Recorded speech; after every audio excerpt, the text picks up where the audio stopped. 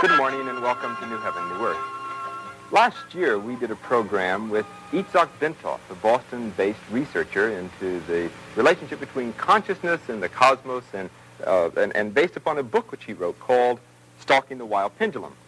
This book has since become somewhat of a bestseller among people who are interested in the relationship between consciousness and the cosmos, and we wanted to once again get an opportunity this morning to speak with Mr. Bentov. Ben Bentov is a wonderful, loving, kind man, brave, courteous, true, all the other kind things you can say. The interesting thing about him is that he has, over the years, conducted research into consciousness.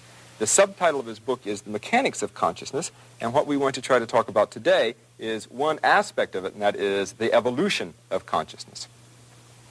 Ben, there's probably no theory that has had more impact on Western thinking than the theory of evolution that Darwin came up with in the mid-19th century. And ever since then, all of our thought has been along the ideas that somehow we have evolved as human beings to being who we are today. The question I want to ask you is, where do you see us now in that evolutionary development?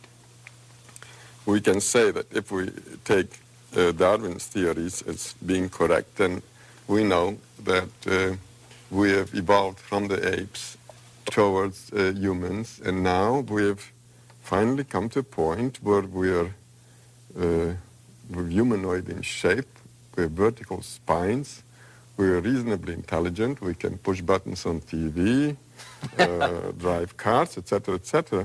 And what I'd like to do, I'd like to draw maybe a little diagram, but don't worry, it's not very scientific. Let me draw what is called a bell curve, which looks somehow like this. It's being used in describing random events. And the way this works is the following, that if we assume now, let's take a following situation.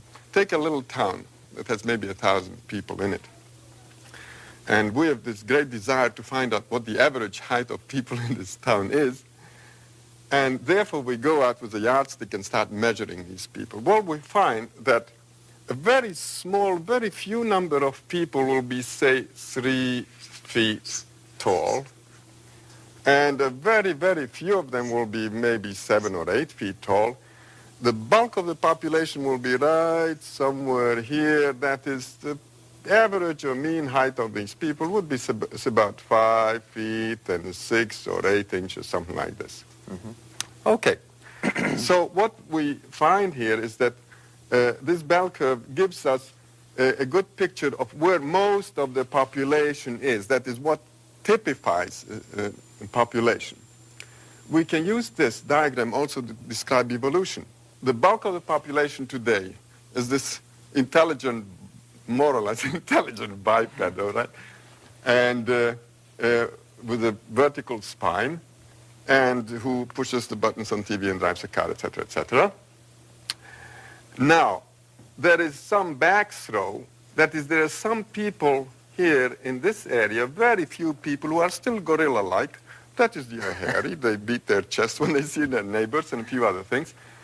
And then we have other people who are here in this corner, very few of them, who are very highly developed, because we say that evolution is now pushing mankind in this direction, away from the gorilla types towards the very highly evolved people. At this point, we're here. What's going to happen maybe 1 million years from now, 500,000 years from now? This curve is going to shift.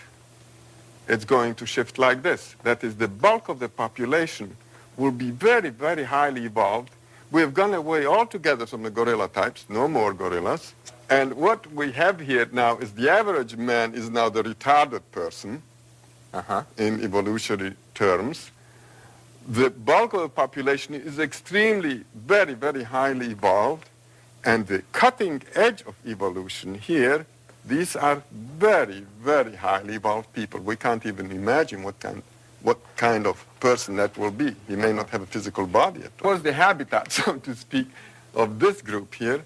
Well, you just go out and you find them. They're all over the place. The habitat of this group here, what do you think? Where do you think you find these people here? Hey? I suspect that you would find them in universities. You'd find the people who are very bright, people who are in the leading edge of professions. That kind of thing. I mean, it's an intellectual thing, isn't it? Well, I suggest that you find them in mental hospitals, in nut houses. And the reason for that is that these people, they live in a different reality, in a reality which is very changed, and few of them are adapted to live in this reality, so naturally they can't function very well. So the only safe place, only good place for them would be the mental hospital, unless they can integrate their different view of reality with their daily lives. Now, if they can integrate it, then we have people like Newton, like Darwin, like Faraday. These are the so-called geniuses. The thing that I'm not certain that we have talked about is, what is it that is evolving? Let's put it this way. The nervous system is the thing that is evolving, and the nervous system is supported by a skeleton of bones and muscles and tissue, etc., etc. Now, the nervous system is that thing that gives us the picture of our realities. That is, our realities, that reality which you see all around you, the flowers and the chairs and the microphones and the teacup, is given to us by our senses. Yeah. We don't see light which is beyond UV and beyond infrared. We hear only a limited scale of vibrations, like, for instance, we hear anywhere from 52 to 20,000 maximum. In other words, all our senses are limited. So, with these limited senses, we naturally are seeing through a very narrow kind of tube or very narrow slit in the total reality there is. Now, as you're evolving, what happens is that slit opens up more and more and more. So you see more and more of that reality, and we assume that we see different realities. They're not very different realities, but rather a very extended, broad view of one very large reality. The Bible mentions maybe 4 to 6 colors maximum. Yeah. That is what people saw just bare maybe 4,000 years ago. Nowadays, we see hundreds and thousands of colors. That is, our visual system has evolved. Our fellow mammals, like cows and horses, see only black and white. So this is one example of the evolution of the nervous system. The senses are an extension of our nervous system. Our eyes, our ears, etc., are an extension of our brain, so to speak. Okay, so now, before you were talking about the people who were the mutants, either being in the mental hospitals or being geniuses. These are people who have expanded perception, and hence they can see a reality which ordinary people at this stage of evolution are not able to see. Correct. What is the nature of that reality which they're able to see? Well, that is classified as a non-physical reality sometimes. We can take an example. Say, well, let's take a simple example. The family sitting at dinner table, and say there's a kid, maybe 15 years old, 16 years old, and he looks up and suddenly he says to his mother, "Hey, Ma, look at, there's our dead grandmother is standing in the corner." Mother looks around and says, there's no grandmother there. And she says, "Well, kiddo, there's something wrong with you. You need help." You're crazy. So you're crazy. So she takes him off to the friendly neighborhood psychiatrist, and same thing happens. The psychiatrist will ask him, "Well, kiddo, what do you see?" Well, you'll see, "Well, don't you see, doctor, over there in the corner, don't you see this person standing there?" Well, the psychiatrist turns around, "No, there's no such thing." Well, and then psychiatrist says, "Oh, young fella, you're in troubles," and then he writes out a little prescription for a little Thorazine or electroshock or whatever, and pretty soon, in a matter of 2 weeks, kid is back in shape, very normal. No longer sees the... No longer sees anything. Yeah. So the process has been reversed.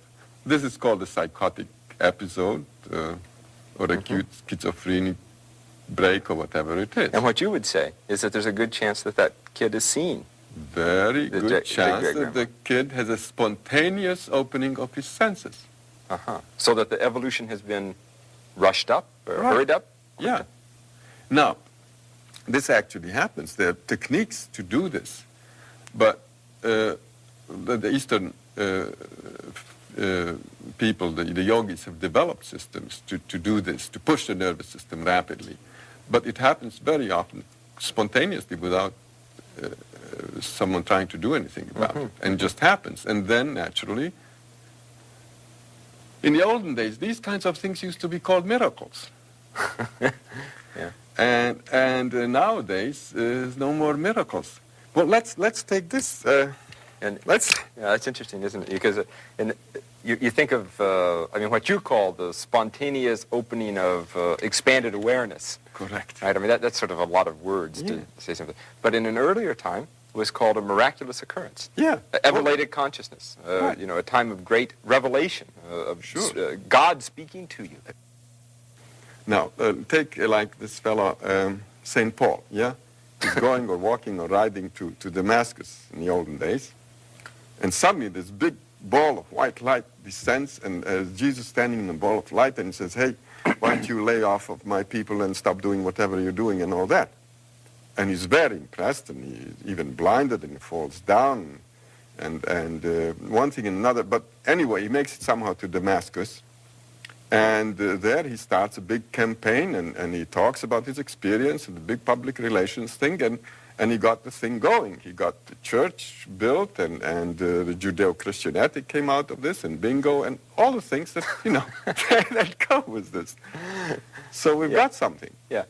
Now, suppose the same thing would happen, and this fellow, so St. Paul, say, is driving down Route 128, yeah? Driving down. Route 128 doesn't go to Damascus. Well, it doesn't go to Damascus, it goes to It goes to Dedham. So, okay, so then this fellow is driving, and suddenly this big ball of light descends in front of his windshield, and there's Jesus standing in front of him, and he gets very, very impressed, and his driving naturally gets kind of wobbly. And so, sure enough, there's a cop behind him, and he says, ooh, and gets him off to the side of the road. And he says, sir, may I have your license and registration and all that? And this fellow is so impressed, and he keeps babbling something about Jesus and all that. And the cop says, well, you must be driving under the influence, right? So he arrests him and takes him in the station. Uh-huh. Then what happens is that he comes to the station, and then they tell him, well, he still is under the influence, you see. So they call an ambulance and send him off to the mental hospital. So now the reception desk, they interview him, a very short interview, and the guy puts down in the logbook that the fellow came in with an acute psychotic or schizophrenic episode with religious overtones. That's it. And this is what we did to the miracle. So we took the miracle and we ground it down really to gray powder. So no more miracles. Okay. Everybody's complaining that during the Bible times, on every page of the Bible, you have a miracle or two, and now there's no miracles. This is what we're doing to the miracles. We're just flattening them out. What is it that is evolving? Now, you talked about the nervous system evolving, right? But is there something else that is evolving that is able to be sensitive to this higher level of reality? We have this notion of the soul. Most people weren't talking about the soul. It's a kind of non-physical thing, it's highly theoretical. And so when you go to church, you take this soul out of the closet and polish it up a little bit, and then you go to church and you are one with your soul. Then you come back and put it back in the closet till next week. So that's about the idea of a normal person, the soul. But actually that's not the case. I mean, we don't have souls, but it's just the other way around. The soul has us. So that is that thing that evolves, the permanent, eternal thing is the soul, and the body is a kind of disposable thing. That is, you use a body like a car for 80,000 miles, 100,000 miles, and you junk it, and that's it, you get another one. So it's the driver is the soul who uses the body for a while, and then he runs it into the ground, and he gets another one sooner or later. And so it's the soul which is experiencing evolution, and not our personality, not our physical existences. That is, the soul is the repository of information that we gather during a lifetime. Well, I'll tell you, maybe we should draw another diagram. Physical bodies are here, another physical body, and this is Joe, and this is Jim, and this is Sarah, etc. Now, clearly, this is the physical level, yeah? Now, on this physical level, we're all separate. You sit there, and I sit here, and we're all separate. Now, let's draw another level. This level is slightly higher, and let's call this the level of the soul, yeah? Well, there will be some mingling here. Let's draw this person as extending to practically infinity this way. Now look what happens. At the physical level, we're separate, and there's this much distance between us. Let's say that on the soul level, this person extends this much, and the other person gets slightly mixed in with him. That is, the souls are, in a way, in touch with each other. Okay, they overlap, these two lines. Now let's go now to a higher level, and let's call this, say, the level of the higher self, which is kind of a boss of that soul. There, what we find is that this fellow's higher self extends this much, and the other fellow's extends this much. There is more overlap between them. Right. On the very highest level, which is the high spiritual level, we are basically overlapping completely. Everybody is overlapping everybody else. In other words, everything and everyone is everywhere. In other words, we've become omnipresent. This is a state of highly spiritual, perfected beings, or gods, you may call them. Okay? Okay, and so that we exist on all of those simultaneously. On all of them simultaneously, So then, but we're not aware of that. In your view, then, if when we see each other as separate entities, that's only seen on one plane of reality. Correct. And so whether we like it or not, we're all evolving towards godhood. But, you know, it takes eons, so don't hold your breath. Is that the purpose of evolution? Naturally. Because at that point, you start understanding how the system works. And one of the good things about this system is that the system wants to teach you about itself. What does It's it a want good to teach you? system. Yeah? Yeah. What does it want to teach you? Well, if you are omnipresent and you're all-knowing, that is the state which the system wants you to be in. Because the system is an intelligence or information-gathering system. And it's also freely distributing that information.